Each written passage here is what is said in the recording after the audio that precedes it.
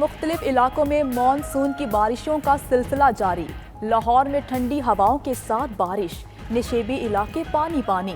Multan, Sargodha, Okara, Toba take Singh, पिंडी भटिया, सांगला हिल, चीचावतनी में भी मूसलाधार बारिश। शहर कायद में भी बादलों की एंट्री। रात गए सदर, शाराए फैसल, कारसाज, आई चंद्रीगढ़, बंस रोड के इलाकों में बूंदाबांदी।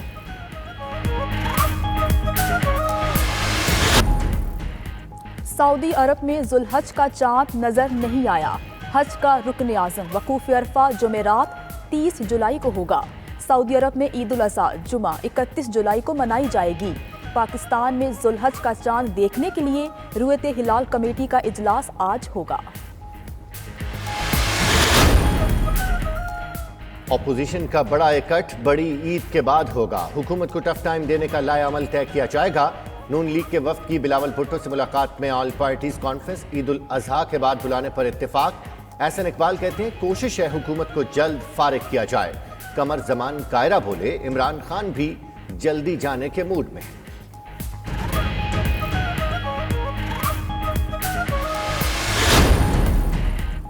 तैयारी कर ले, हुकूमत ने गैर आईनी कदम उठाया तो बड़ी तहरीक चलाएंगे। बिलावल भुट्टो कहते हैं हुकूमत NFC और सूबाई खुदमुख्तारी के दर पे है। आइन के तहफ़्फ़ुज़, सूबों के हुकूक के लिए तन्हा तहरीक चलानी पड़ी तो चलाएंगे। दोहरी शहरियत के मामले में इमरान खान का दोहरा मयार सामने आ गया। बिजली मजीद महंगी करें, टैक्स बढ़ाएं। IMF ने हुकूमत के सामने कड़ी शराइत रख दी। शराइत ना मानने पर प्रोग्राम खत्म करने की। स्टेट बैंक की मुकम्मल खुद मुख्तारी और रेवेन्यू बढ़ाने की पॉलिसी के फौरी निफाज के भी मुतालबात। मुशीर खजाना की भी IMF प्रोग्राम पूरा ना होने पर ओहदा छोड़ने।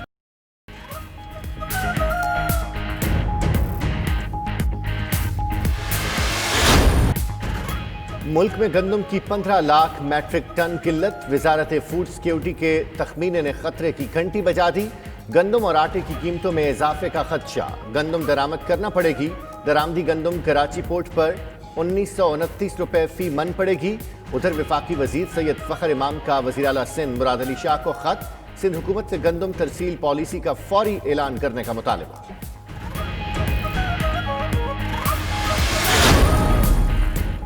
खैबर पख्तूनख्वा में 9वीं से 12वीं जमात तक के तमाम इम्तिहानात मनसूख। मैट्रिक और इंटर के तमाम तलबा को प्रमोट करने का फैसला।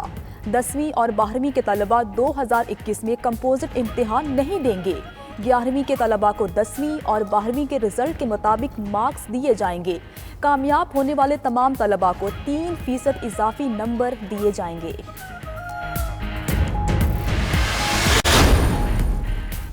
मास्क पहनने से हमेशा इनकारी, अमरीकी सदर अब फवायद गिनवाने लगे। कहते हैं कि मास्क पहनना हुब्बुल वतनी के मुतरादिफ है। डोनाल्ड ट्रंप ने मास्क पहनकर अपनी तस्वीर भी ट्वीट कर दी। वर्ल्ड कप 2020 अब ईयर 2020 में नहीं होगा। इस साल चौके छक्के लगेंगे, न सजेगा T20 वर्ल्ड कप का मैदान। ICC का इस मेगा इवेंट के इल्तिवा का बाज़ाबिता ऐलान। T20 वर्ल्ड कप अब अक्टूबर-नवंबर 2021 में होगा। अभी यह फैसला नहीं हुआ कि कौन होगा मेजबान।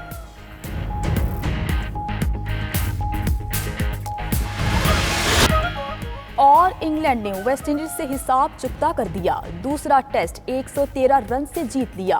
मेहमान टीम वेस्टइंडीज को आखिरी रोज 312 रन का हदफ मिला, लेकिन पूरी टीम 198 रन पर ढेर हो गई।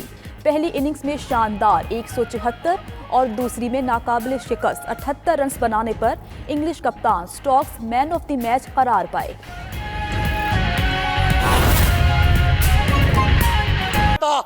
और यहाँ पे पाकिस्तान आके अब काम करना चाहते हैं। दुख सबसे बड़ा मुझे क्या स्पीकर साहब कि ये बंदा खुद वजीर खारजा, खुद वहां पे पानी और बिजली का वजीर और इकामा रखा हुआ था। हफ्ते में 5 दिन नौकरी कर रहा था किसी और मुल्क के लिए। स्पीकर साहब कि मुल्क का वजीर खारजा होते हुए आप किसी और मुल्क का इकामा भी रख के 15-20 लाख रुपए आपको माहवार भी मिले। बड़े यहाँ पे गैरत की बात हो रही थी। अभी बड़ा यहाँ पे लेक्चर दिया जा रहा था। लेक्चर तब दे कि आपने उस वक्त खुद क्या किया था। इनका दूसरा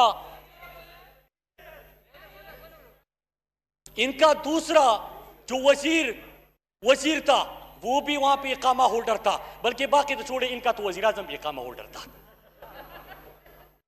स्पीकर साहब यहां पे अभी बात कर रहे थे तो कि इनको इस चीज का है कि इमरान खान ने तो मुआविन खुसूसी और एडवाइजर के असासे और शहरियत डिक्लेयर कर दी। अब हमारा मुतालबा है कि आपकी तमाम पार्टी उहदेदारान भी नेशनलिटी और असासे डिक्लेयर कर दें। खौफ और दुख इस चीज का है स्पीकर साहब, और इस मुतालबे से स्पीकर साहब हम पीछे नहीं हटेंगे कि जो भी मुल्क के किसी बड़े ओहदे पे फाइज रहा या रह चुका है वो अपने असासे और नेशनलिटी कौम के सामने रखेगा। स्पीकर साहब उसके बाद एक और बात हुई कलभूषण के हवाले से। स्पीकर साहब इन्होंने सोशल मीडिया के ऊपर ट्रेंड भी चलाया था। क्या इन्होंने कौम को यह बताया कि उसमें है क्या? इंटरनेशनल कोर्ट में है, आपका केस लड़ा जा रहा था, उसमें क्या बात हुई है? लेजिस्लेशन के हवाले से क्या कुछ हुआ है? मुल्क की बेहतरी हुई है कि नुकसान हुआ है? इसके ऊपर कोई डिबेट करते, कोई हमें दलील देते, कोई तजवीज देते। लेकिन स्पीकर साहब क्या तजवीज देते कि इंटरनेशनल कोर्ट में जो इंडिया की वकील ने वहां पे वीडियो और स्टेटमेंट पाकिस्तान के खिलाफ इस्तेमाल किया वो मेरा और आपका नहीं है, नवाज शरीफ का स्टेटमेंट इस्तेमाल किया।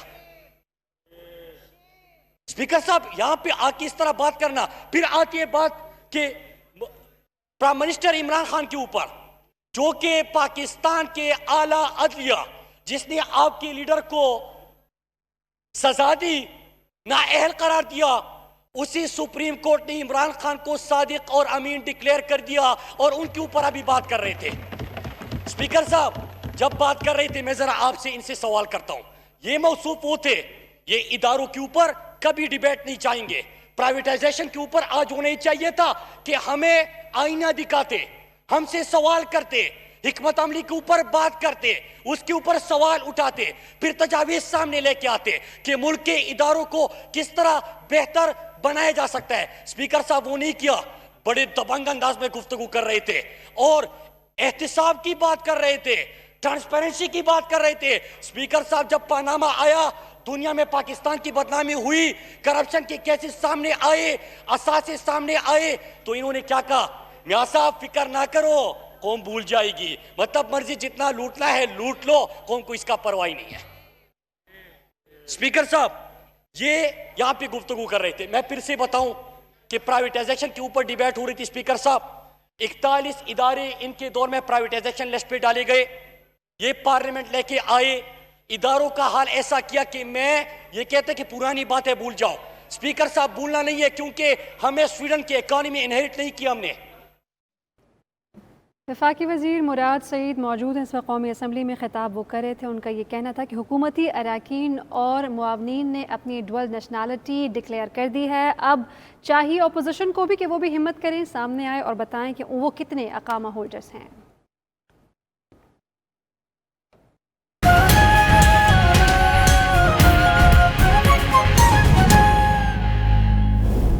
सामने आए, असासे सामने आए, तो इन्होंने क्या कहा? मियां साहब फिक्र ना करो, कौम भूल जाएगी, मतलब मर्जी जितना लूटना है लूट लो, कौम को इसका परवाह ही नहीं है।